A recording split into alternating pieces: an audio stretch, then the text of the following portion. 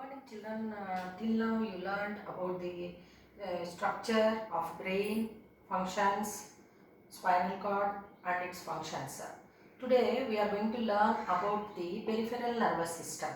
So what you can understand this means, you know that the nervous system in our body is made up of neurons, several neurons, and nerves. Nerves. So what are these nerves means? They are said to be the bundle of axons. Bundle of axons. So depending upon that, from where these nerves are originated, so the peripheral nervous system, peripheral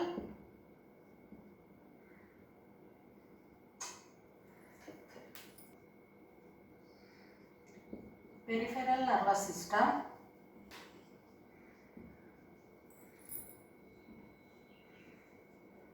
we are going to discuss about the peripheral nervous system.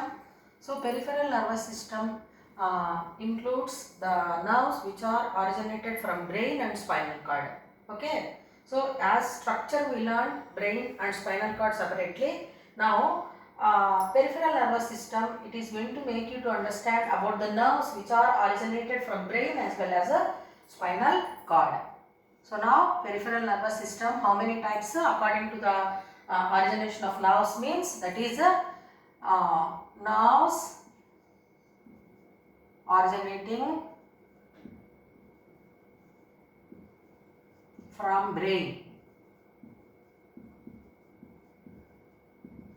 and here nerves originating from spinal cord. So the nerves which are given off from the brain, we call them as cranial nerves. Cranial nerves. So the nerves which are originating from brain. So many sense organs are there in our body, in our brain, connected in our body, and these the organs, sense organs, how they are connected to the brain, and brain how it is controlling or monitoring all the functions. So that is because of cranial nerves, and nerves originating from spinal cord are called as the spinal nerves. Spinal nerves. So here how many cranial nerves are there means there are 12 pairs of cranial nerves. 12 pairs of cranial nerves, and here 31 pairs of spinal nerves. So 12 plus 31. So altogether 43 pairs of peripheral nerves are there in peripheral nervous system. Pairs of spinal cord, if we observe, this is a spinal cord structure.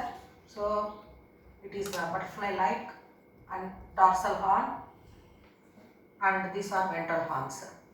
So you know that spinal cord where it is present inside the vertebral column. So each vertebrae they have openings through which the spinal nerves are going to be just emerging. So now from the dorsal horn, dorsal root is a dorsal nerve or dorsal root, it is originated, and from the ventral horns, ventral root is originated. So it was not known, it was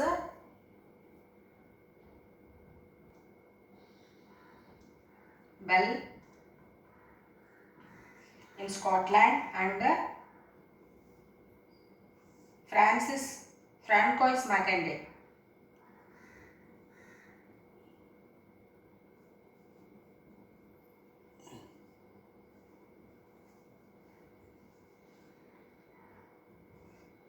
In France in early 19th century. Early 19th century, they showed how this functioning is going to be happening. In 1822, they gave the functions of dorsal root and ventral root. So dorsal root is doing one kind of function and ventral root is doing another kind of function. So this dorsal root, what it is going to help. In what way it is helping means dorsal root is going to give the information to the spinal cord, and the opposite actions, muscular activities will be controlled by the ventral nerves. You learned the functions of brain. In that, medulla oblongata is going to help in controlling, coordinating all the involuntary actions which are happening in our body. So that involuntary actions are because of autonomous nervous system. So this autonomous nervous system is divided into two types, that is sympathetic nervous system and parasympathetic nervous system.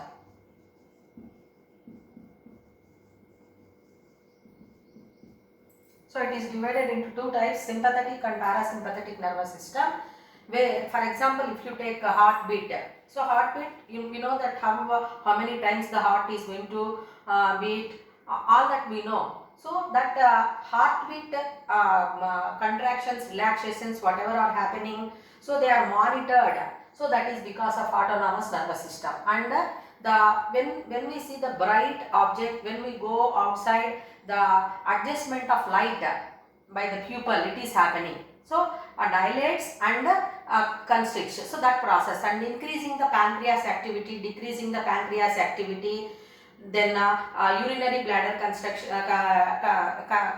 contraction and relaxation. So like that. So all that involuntary actions are under the control of sympathetic and parasympathetic. Means just one it increases, initiates, and other one decreases. So like that, all that movements which are happening in our body are always under the control of autonomous nervous system. The involuntary actions which are going to be happening in our body are coordinated by medulla oblongata, as already we learnt heartbeat, respiration, how they are controlled by medulla oblongata. So along with medulla oblongata, this autonomous nervous system is also going to coordinate the internal activities which are happening in our body. So let us observe how this autonomous nervous system which contains sympathetic and parasympathetic nervous systems, how they are going to control and monitor the monitor. Let us learn how sympathetic nervous system is going to help us. So dilates pupil, and parasympathetic nervous system constricts people. So for example, if we enter into a dark room, so immediately we cannot see the things clearly. So after certain period of time, we can able to identify where they are present. So that is sympathetic nervous system is helping in dilating, that means adjusting of light, it is happening, that is because of autonomous nervous system. Inhibits salivation. So all the time we are not feeling hungry, or we are not taking food continuously. So salivation is stopped for certain period of time, it is not there. Whereas parasympathetic nervous system, it helps in stimulating salivation. So what will happen if that salivation is there in our body, then we feel to take food. Then relaxes bronchi. So you know that, so relaxed bronchi. So bronchi is a part of respiratory system. So we know that the contraction and relaxation of bronchi, okay, which helps in breathing in air, breathing out air. So that is also happening because of autonomous nervous system relaxes bronchi and constricts bronchi.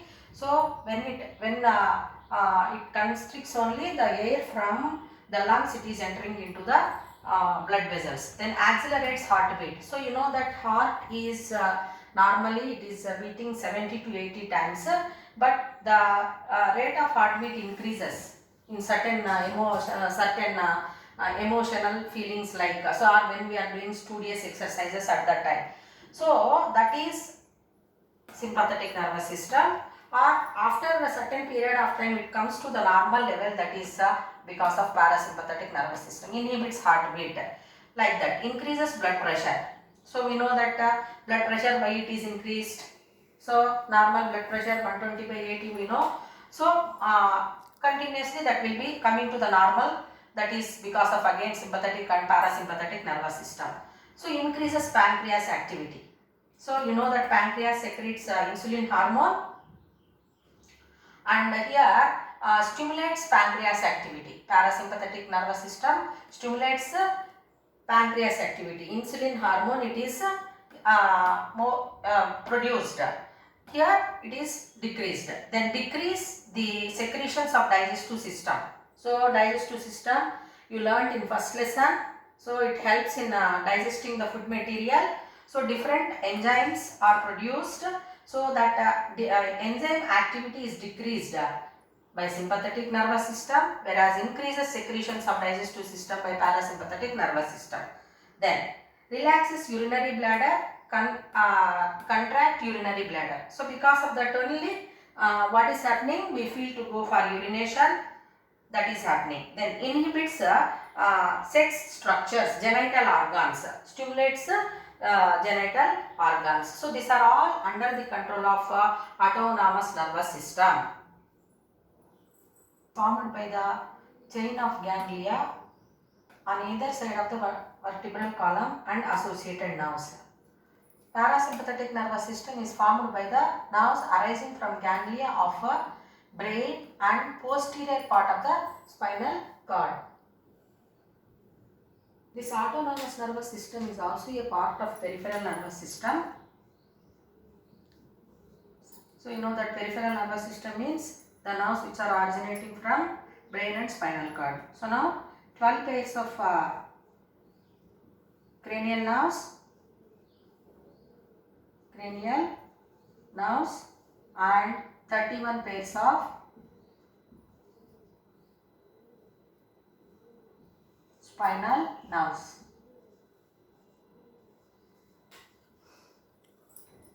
Till now we learned about the coordination, how it is brought because of brain, spinal cord, nerves, neural activity. So are we going to observe any other kind of coordination in our body? Means it is yes. So about that we will discuss tomorrow.